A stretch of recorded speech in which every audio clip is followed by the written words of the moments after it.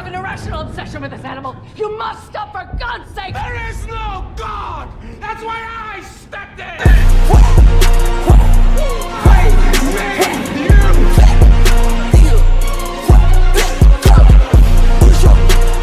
The Guardians of the Galaxy franchise has given us some of the most memorable villains in the Marvel Cinematic Universe. From Ronin the Accuser to Ego the Living Planet, each antagonist has posed a unique challenge for our ragtag group of heroes. But none are quite as terrifying as the High Evolutionary, the villain in Guardians of the Galaxy Volume 3. When we look at some of the most iconic villains in cinema history, many share a clear primal goal: domination, revenge, or destruction, like Darth Vader, driven by a tragic quest for control and power over the galaxy, or Thanos, whose twisted sense of balance led him to commit mass genocide for what he saw as the greater good. These villains are terrifying because their motives, however extreme, still make sense to us on a fundamental level. But the High Evolutionary is different. He's not after power. He's after control. On a molecular level, he wants to dictate the very essence of life. A villain who doesn't want to conquer the universe. A villain who doesn't care about power or wealth. The High Evolutionary wants something far worse. He wants to play God. Now, what makes this villain so disturbing? Corners of the universe consider him God.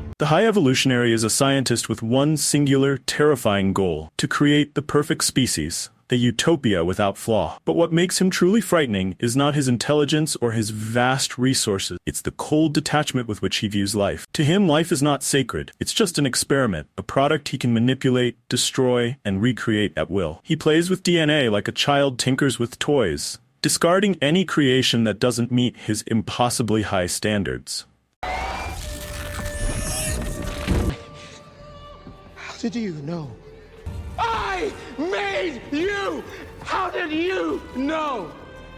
This line, delivered to Rocket, shows everything wrong with the High Evolutionary. In this movie, we learn that Rocket was once an experiment in the High Evolutionary's lab. When Rocket's intelligence exceeded his creator's expectations, instead of feeling pride, the High Evolutionary was furious. He viewed Rocket as a mistake, not because he was imperfect, but because Rocket figured out something the High Evolutionary hadn't. And this God complex, this idea that he must be the sole source of perfection, is what makes him not only dangerous, but horrifying. He cannot bear the idea of anything outshining him, because to him, he is God. Anything that challenges his status as the ultimate creator must be eradicated. He views all life as his property, to be manipulated and perfected, regardless of the cost. Find 89P13 and return it to me, or I will destroy your entire civilization, As is my right as your maker.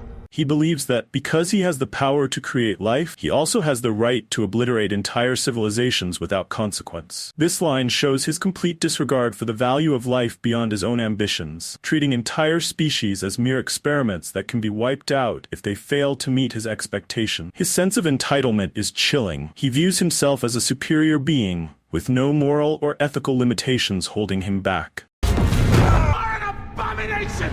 Nothing more than a step on my path! You freakish little monster! How dare you think you are more! Calling Rocket an abomination and a freakish little monster exposes how deeply his failure to control Rocket cuts him. It's not just about Rocket defying him, it's about Rocket being able to evolve beyond what the High Evolutionary intended. For someone who sees himself as a god, the thought that one of his creations could surpass his design is unacceptable. To him, Rocket is just another failed experiment, a step toward his ultimate goal. But Rocket's independence shatters that illusion. One of the most harrowing sequences in the film is when Rocket remembers his time in the High Evolutionary's lab. He wasn't just treated as a test subject. He was treated as a pet, a plaything. The High Evolutionary shows no empathy, no remorse for the countless lives he's ruined or the creatures he's experimented on. In his eyes, they are all failed prototypes. I'm not trying to conquer the universe. I'm perfecting it. He views the horrific things he does as justified, all in pursuit of this so-called perfection. He doesn't see himself as evil. He sees himself as a benevolent force, reshaping life according to his ideal. It's not about ruling, it's about erasing what he views as flawed. This God complex is what makes him such a chilling villain, because in his pursuit of perfection, he's willing to destroy everything. Anything I've done for the betterment of the universe. This is the kind of line that sends chills down your spine. He believes that all his cruel actions are for a good reason. In his mind, he's a hero trying to make the universe a better place, even if that means hurting others. This makes him feel powerful and important, as if he knows better than everyone else. But it also shows that he lacks compassion. He doesn't care about the pain he causes. All I wanted to do was to make things perfect. So what happens when a villain wants to be a god? You get the High Evolutionary, a villain whose obsession with perfection drives him to destroy anything he deems unworthy, a villain who views life not as a miracle, but as a flawed product to be fixed or discarded. He's not after riches or power. He's after something far more terrifying, the right to control existence itself. Now we want to hear from you. Do you think the High Evolutionary is the most terrifying villain in the MCU? Let us know in the comments below. And don't forget to like this video and subscribe for more deep dives into the world of movies and villains.